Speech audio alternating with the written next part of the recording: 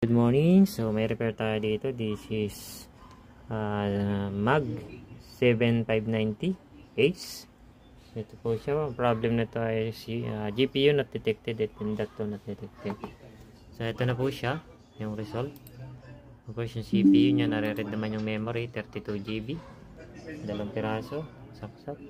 Ayan yung ano niya, SATA, M-SATA. So ito siya, ito. And then yung M.2, nare-read na po yung M.2 nya. Ayan, as you can see, yun nandito yung M.2. And of course yung GPU na not detected, so nare-read na po natin. Ito, may GPU po tayo nakalagay. Okay, magana yung mga audio naman natin. Ayan, so may audio tayo. Ayan, magana yung audio natin. Of course yung internet natin nakakakita.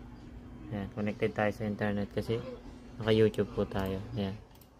So, ayan. Ito yung ating ano, ayan, sa Workshop Fix. Okay, so yan ang ating YouTube channel, Workshop Fix. So, okay na po siya.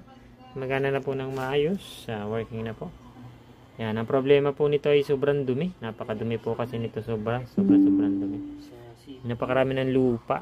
Ayan, hindi po napabayaan pong hindi linisin, yung maintenance. So, in ultrasonic na po natin yan. Yun nga lang, nabura yung mga ano, kasi naka-ultrasonic po tayo eh. Yan, nabura yung ibang ano. Pero, ano talaga, this is a repair. So, hindi naman kahit takluban natin kasi natatanggal pa rin. Naka-ultrasonic. Kung mga nakadikit lang kasi ito, lahat ng mga nakadikit na sticker, natatanggal po sa ultrasonic. Dahil sa vibrator. Okay? So, yan. So, at least nasolve ang problem na ano. So, ito naman ay used motherboard by customer. Personal na ng customer. So, Ace mode. Okay na po siya. So, dito na lang po. Thank you for watching. This is Tech Jonathan. So, pila pala ng rip. Ayan, medyo mahaba po. So, ayun. Marami pa po yung nakapila doon. Kaya, pasensya na po for long time waiting for repair. Napakarami po kasi nagpaparepair sa atin dito ng motherboard saka ng video card. Okay, so hanggang dito na lang po ang ating update. This is Tech Jonathan from Motherboard Repair. Bye for now.